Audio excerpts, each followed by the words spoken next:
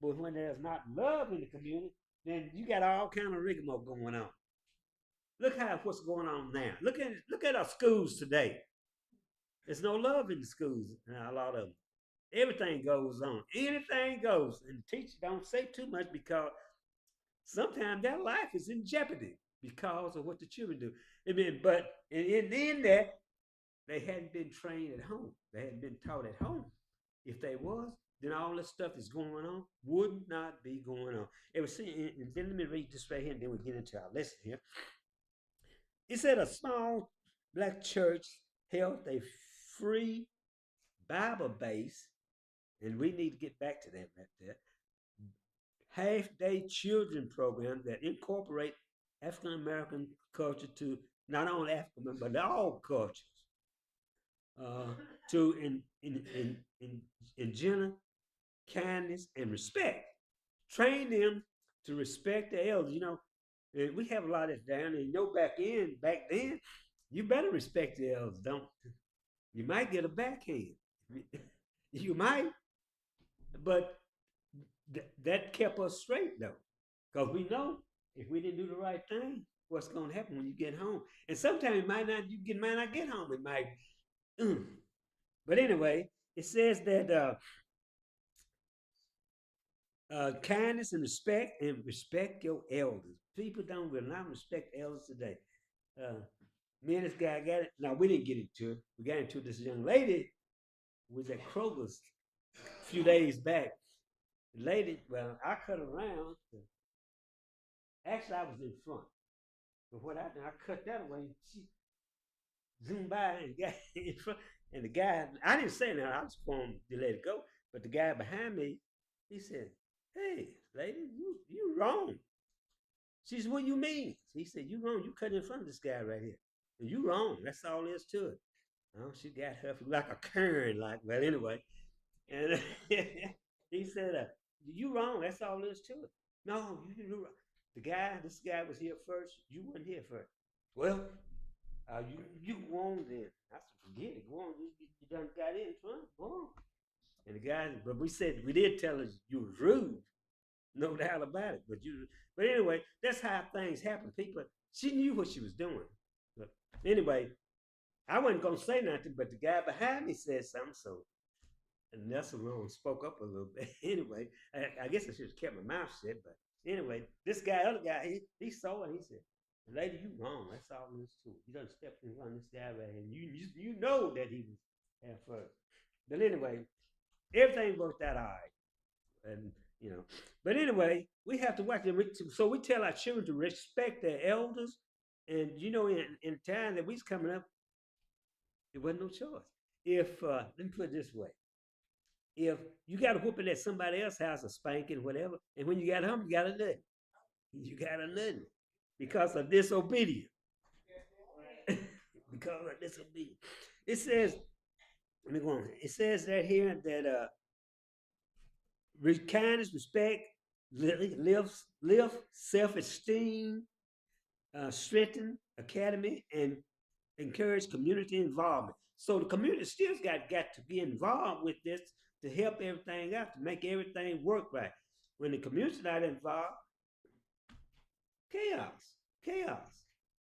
And it helps the young people when we have different programs. Church have different programs to encourage the youth to go on and not to do what they see other youth do. Because, like I said, if you can tell where a child comes from a lot of times, if they don't act right and want to cut up all the time, something's wrong in the household somewhere. There's something wrong in the household somewhere. But I understand that you can do all you can to encourage your child to do right, and they do right. But when they get up to an age and get out on their own and get out with the other group of people, what can you do then? Because they seeing what Jack them do. I'm gonna do what I didn't get to do that at home, but I'm Jack them getting away with it. Well, I think I can get away with it too. A lot of time they get in trouble because what they see other children doing. You need to have respect. In one session, a mother came on the second day to register, and this is the prime example right here. It said, the mother came to the second day to register her 6-year-old While the program was being explained, she said, "Good, my child need to come to church to stop being so bad." That's a red flag right there. Why was it so bad? Why was it so bad? Is something had going on in the household. Though the program had an agreement concerning expectation for parents and attendance, her remark made us wonder what was she expecting in 5 days, really for? What had she done in 6 years? Red flag. Unfortunately, upon talking with the mother the next day, she exhibited the same disruptive behavior as her child. It was determined that it was in the best interest of all involved that the child discontinue the program. So, upon her talking to him the next day, they found out that hey, you doing the same thing your child doing. So that's why the child is doing it because of the way you doing, you acting. So it'd be in the best interest not to let the child come in the program because it would have some influence on the other children that was there. You know, a bad apple sometimes have influence, can influence other apples to be bad. But anyway, parents often may have unreasonable expectations of education and recreation personnel. While good, caring, and experienced teachers can, in addition to skillful instruction. So sometimes parents send their children to school, hey, the school take care of it. They'll teach my child, but you got to teach your child when they go to school so they can do the right thing. You can't expect the child, I mean, the school to do it. They there just to teach, and that's it. They ain't there to bring them up and for them to do the right thing. That's got to happen in home. That's why the home needs to have love in it. If it ain't got love, then something is wrong. Something's gonna go wrong along the way. Give health advice to inexperienced young parents. They should not be expected to raise someone else's child. And you know how a mother just keep her children sometimes, but they tell her, "Hey, you got to take care of your own child. You brought them in this world. You got to take care of it." Even some of our mothers tell us that sometimes because they're not shouldn't be expected to raise. You know, sometimes we have your grandmother and the mother help raise the child, but that's on your part. Actually, in a roundabout way, you need to do that. Not them take care of it. You take care of your own child. It said the personalities and behavior of children are being molded from birth. So as the child develops, grows up from a baby on, they tend to watch their parents and what they're doing. If they're over grandmama's house all the time, they're gonna pick up what grandmama them doing. Grandmama could be smoking and drinking everything. Could be smoking and drinking everything. So the child said, "Dog, grandmama doing this and that. I'm over here half the time. I'm gonna, I'm gonna, I'm gonna try me a little cigarette and see what it smoke like." But anyway, the personality and behavior of children are being molded from birth. So we see that this child, as they grow, and the parents with them, and the parents are carry them out to play basketball, football, throw ball. It helps them develop them. They see my parents is getting involved in it. Hey, that's showing that love that you have for your children, for your household. If everything work out all right and love in the household, everything's gonna work out good. But if it ain't love in there and some flaw in there somewhere, because like I said, the children's gonna pick up on what the parents doing. Uh, um, no, I ain't gonna mention this right here. Yes, I am. Anyway, the parent, uh, say the husband might be gone and going out of town on a job, and Johnny and Sue had the children, and Richard might come by, a milkman might come by, and and they said, "Well, what the milkman doing over here?" And then they might tell when Daddy come back home, Daddy milkman by here, he been by here, but he spent a couple of hours over here. We didn't know what's going on, but so we have to watch what we do as parents. If we got love in heart, milkman ain't gonna be over. He's gonna come by and deliver the milk and be on his way. Be on his way. That's what he's supposed to do. Be on his way anyway. Whether hazard or with intentional, children learn most by what they observe. Observe. They learn most by observe. Just even when the animals, they watch their parents, and they're gonna pick up on what they're doing. They're gonna do the same thing. So children, it's no different. Children watch the parents, see what they're doing. Like I said, if daddy's smoking and talking on the phone to somebody when he shouldn't be doing, they gonna then they might go back home and tell Mama, Daddy is on the phone talking to somebody else. We thought she was talking, he was talking to somebody else. Well, wait a minute here. But anyway, red flag goes up. But anyway, so we have to watch when we teaching our children things. Make sure that we are doing the right thing, even when we tell someone else the love that God has for them and the love that God has for us. Make sure we are right. Make sure that we're doing the right thing. See, I can you can one priest said, "Do as I say, but don't do as I do." Now, come on, come on. What's wrong with that statement right there? What's wrong with that statement right there? Parents are the primary, the first, and most important teacher for their children. That is correct right there. True statement. Parents are the primary, the first, and most important teacher for their children, laying the spiritual and cultural foundation. This is a biblical mandate for parents, family members, and the church community. That's a mandate set by God that the parents should raise the children up in the right way, and that the church will help out also. Even the community. You live in a good community, everything will work out. But if when the community is bad, we know how a lot of these communities is now. Anything goes. Children out 12 and 1 o'clock at night time. Sometimes 3 o'clock. They're out roaming the streets. That's because they hadn't been taught good. It's because they hadn't been taught good. And I'm not talking about no 17, 18-year old. I'm talking about 12 and 13-year-old children out there on the street late at night because they want to do what they want to do. And the parents uh, let it go. Anyway, our first outline said, covenant love begin at home. Deuteronomy 6, 3 through 9. Reading from the NRSV said, Hear thee, hear therefore, O Israel, and observe them diligent.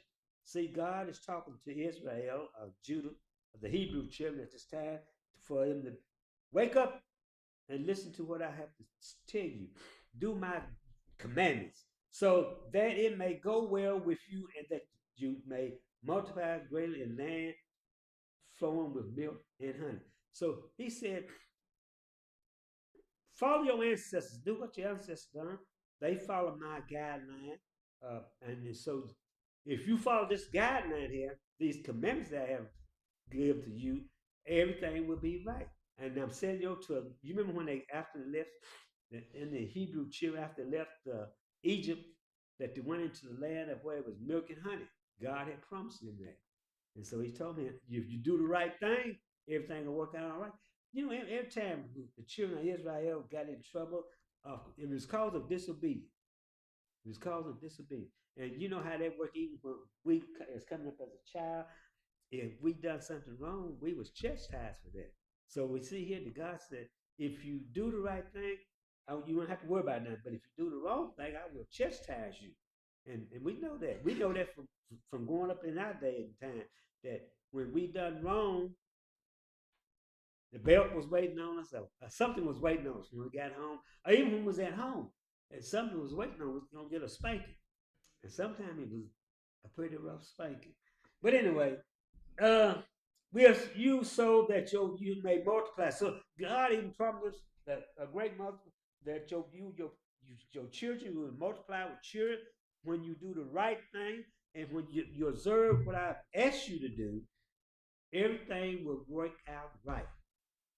God does not do nothing wrong. We we are the cause because we think God's supposed to be there then, but He don't come back then. Sometimes it might be 2 days before He comes and answer our prayer, answer what we asked Him for. But we got to ask sincerity when we go down to prayer. Be sincere about it when we're praying for these things. So go on and it said, greatly the land flowing with milk and honey, as the Lord, the God of your ancestors, had promised you. See what he had done here. He promises their ancestors this, and he helped them out along the way. But along the way, somewhere, he had they got off track somewhere. You know, we get off track sometimes, and so something had to bring us back to our right senses sometime, so that we'll line up. So here, O Israel, the Lord is our God, the Lord alone. He said he is the God and he's alone, no one else. You don't listen to no one else. You know, sometimes we like to listen to the devil sometimes. Nelson, it'll be all right, man. You can do this and that. You can get by with it. No, you can't neither. Because down the road, something's going to happen that's going to boom. Nelson, you know, if you had done what God said do, not what the other person saying do, everything would have worked out all right. And so you shall love the Lord your God with all your heart. So now he's telling the children of the Hebrew children, after they done got out of captivity and heading to that land that he had promised to them with flowing with milk and honey. You shall love the Lord your God with all your heart, with all your soul, and with all your might. He said, you need to love him. You shall love the Lord your God with all your heart. With all your heart, not just you know, we like to take it. Well, I tell you what, I can love you with half, but the Lord wants 100%.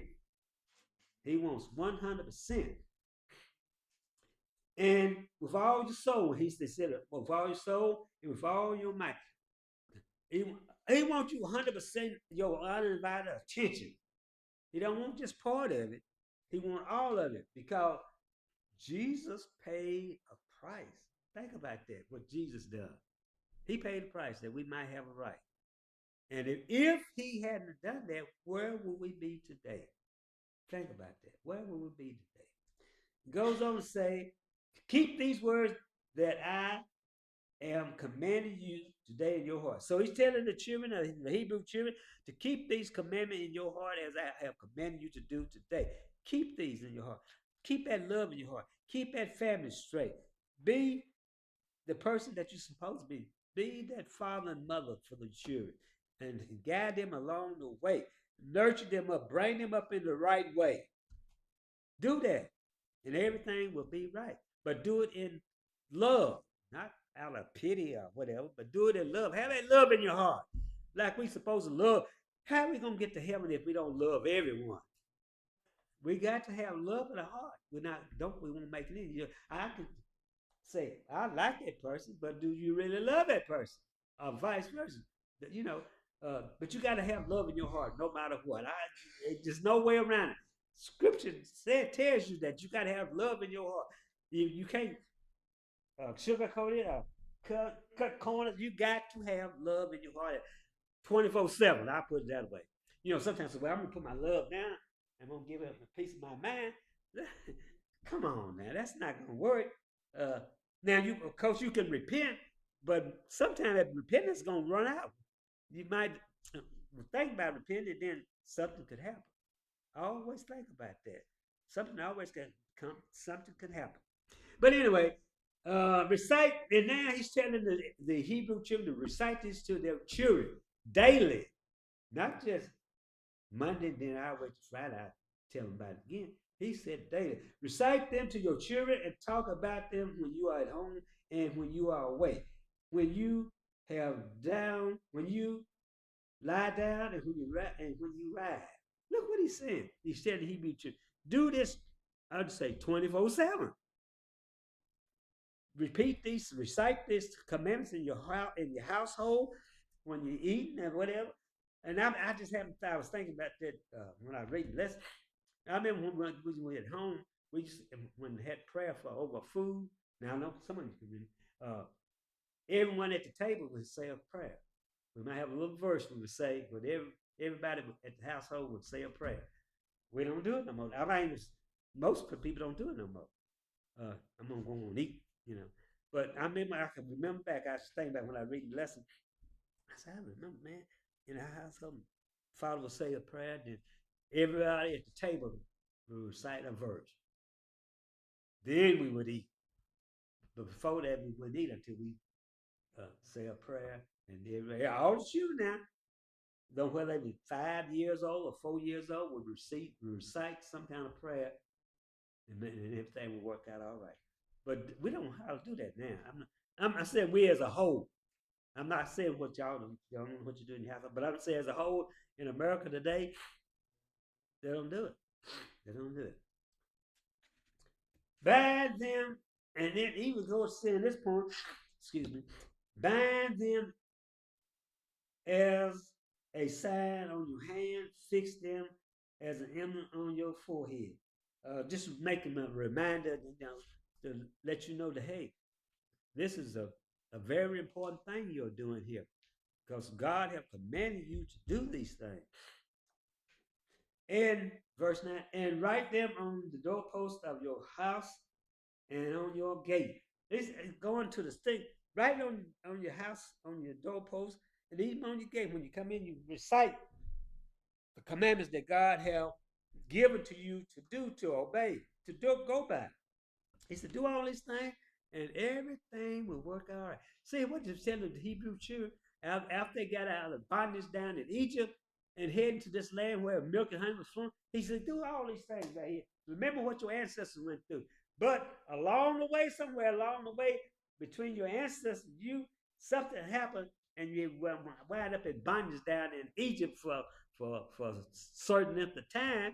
But now I'm come back and rescue you, and now I'm gonna carry you to a land where milk and honey is flowing at. Because I have a love in my heart. That's what God is telling the children, that I got love for you all. Uh, I just have to chastise you sometimes to wake you up. Let's go on to our next outline. Marriage as a sacred trust. Matthew 19, 3 and 6. 3 through 6, rather. Now the Pharisees, they trying to here they are again trying to trap Jesus. They're trying to find out what is right and what is wrong, what to do and everything. They just are trying to set up the trap to trap Jesus, see what he was going to say.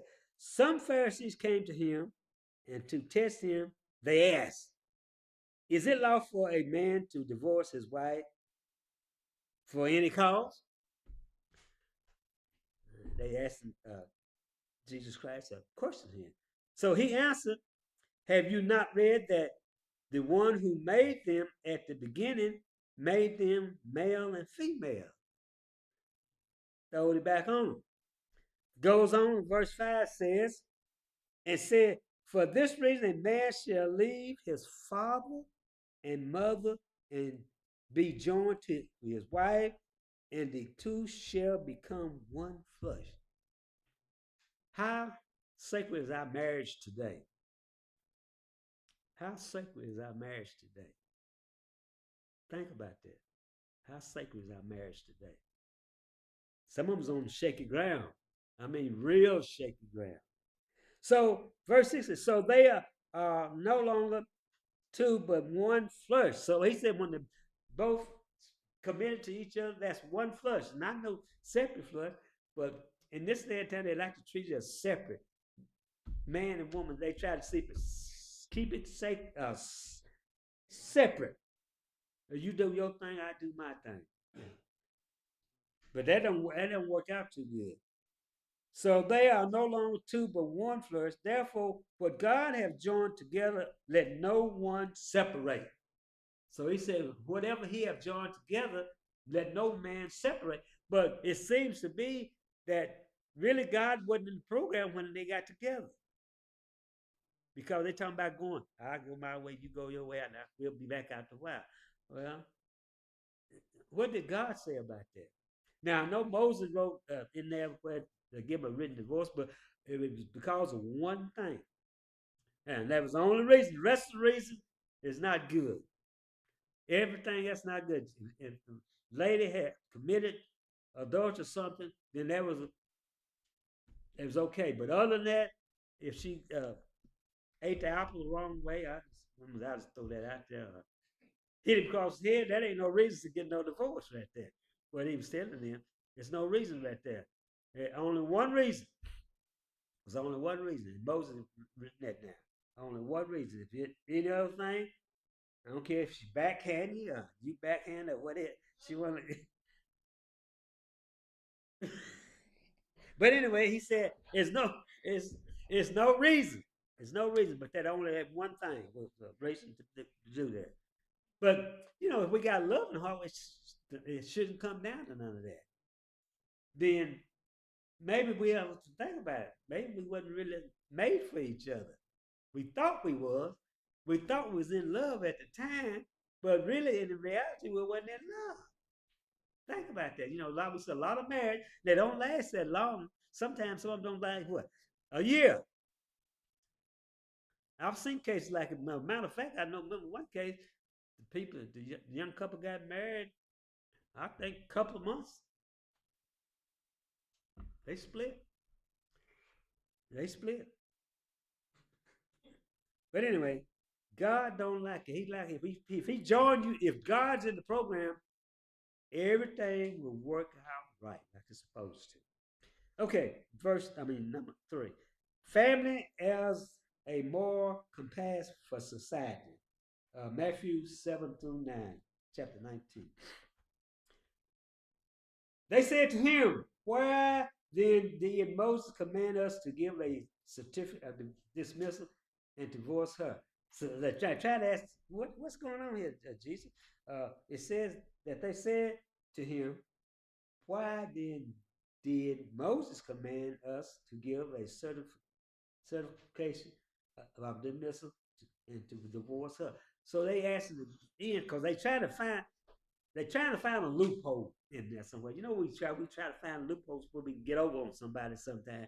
I'm not somebody in here getting over on somebody, but we try to find loopholes sometimes where we can get over on our brother or sister. If we can make a dollar too, and say, he Nelson's not thinking, so I'm gonna get on him a little bit. I might be I'm gonna get on this person right here. They're not thinking. But so I tell you what, I found a billfold here this week, and I thought about it. I said, no, I'm carrying it, turned it in. That's the best thing to do. I didn't even look in the billfold. He could have had the billfold could have had $300 or $400, $500 in it, but I didn't even look in. I went on and turned the billfold in. I done what I was supposed to do. Now, if it been somebody else, they probably said, "Well, I'm gonna carry this billfold in the John somewhere in the restroom and see what's in it, and if it's any money, I get it. And I just pitch it to the side." But no, I didn't do that. I went on and trying to be honest about it. I went on and turned the billfold in. I guess hoping that whoever lost it came by and told me that they lost the billfold. Cause then I thought about it too where I turned in at, and they could have took out what was in there, and I mean you don't know the way things are today. People do anything. People do anything. That's what the church people got to be trustworthy. Trustworthy. You never know now. And that's even if you send somebody to pick up something for them. Really, are they really gonna pick it up and bring it back, or what they gonna do? Now, most time, best thing not if you're sending money to somebody to pick up something, you might not go on your own self too, because they might you give them $200 or $300 cash money, you might not see them no more. I mean, I'm being for real right there. You might not see them because them dollars right there, the way things is today, people are get up on people. But anyway, God has said that you need to practice family morals and do the right thing, and if everything's going right, then God, hey, He'll be with you always. He'll be with you. But if it ain't going right, then He won't be with you. But anyway, that's all I was telling Hebrew children: do the right thing, observe my commandments, and I'll be with you. But I ain't sitting over in that land where that American honey was flowing, and He was with His children as they was walking in the wilderness. There, He was with them. He was with them. But anyway, okay, He said to them, "It was because you were so hard-hearted that Moses allowed you to divorce your wife, but from the beginning it was not so. So in the beginning, you wasn't supposed. He wasn't allowed it, but because they were so hard hearted, that he allowed Moses to give them a certificate of a written divorce only on that one thing. They had to be caught in adultery. That's the only thing, the only reason. None of this other stuff. Uh, some said, well, uh, he hit me or something. He talked rough to me or something. Uh, that wasn't no reason. But now you can go to court of law. The wife could be mistreating the husband, going down, and she might have to pay some alimony, or vice versa. Most times it's in the woman, the women favor that, because they got the children to take care of. That he'll do that. But uh, back then it wasn't like that. It was only one thing, and you had to prove it now. It had to be proven now. It couldn't just take a word of mouth, but it had to be proven that the lady was, all the gentlemen. I'm saying the ladies also. I'm gentlemen too, because they could be doing the same thing. Be caught in the adultery, but they try to say, well, hey, I can do what I want to do. No, you can't do what you want to do. If you whoever Jesus joined together, let it stay together. Don't let it separate. And verse 9, and I say to you, whoever divorces his wife except for sexual immorality, and marry another commit adultery, and he who marries a divorced woman commit adultery. Look at that. It goes on down the line. It goes on down the line. But in this lesson today, let's see, all right, let me read the application review and then we get out of here. A strong marriage is optional for the raising of children. Nevertheless, children are not responsible for when, how, where, to whom they are born. They're not responsible. It's the adults. It's the parents who are responsible to take care of that child and raise them up in the right atmosphere, the right illumination of God. Parents are the primary teacher for their children, and that is true. Whatever they learn at home, the parents got to be right. They can't be cutting up and going on. Because the children see you cutting up and going on, they think they can do the same thing. And they'll try you sometime. Because they might see somebody else there, but they'll try. But if you got a strong hold on them, everything will work right. Parents are the primary teacher for their children, yet family, church, and community also play a role. Also, even the church plays a role in how the children act in the family. The church plays a role. When the church is doing good, we don't see no uh, discord in the church, then everything will be right. But when we see discord in the church, or when the children see discord in church, hey, I'm gonna go to that church because they ain't acting right. And we see that sometimes in some of the church because there's too much animosity in the church. Somebody don't like this or something, and then they want to start a big rigmarole in the church. That's not supposed to be in the church. It's not supposed to be. Okay.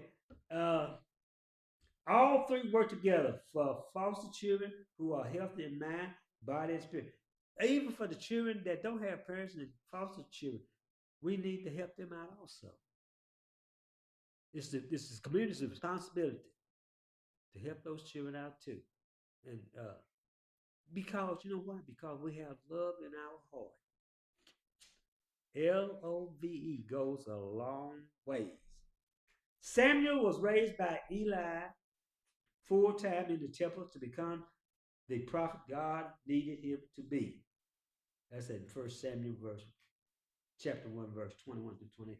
At 12, after Jesus' encounter with the teacher in the temple, his growth in divinity and human favor indicated that the community was involved because that community that was in had love in their heart and everything worked out right. When love appears, when love is in, say love in this church. everything will work out all right in this church. But when I'm just gonna say the children, when they don't see love in the church, I don't want to go to church. I'd rather just stay at home and watch cartoons because they ain't doing nothing there. But a lot of animosity is going on.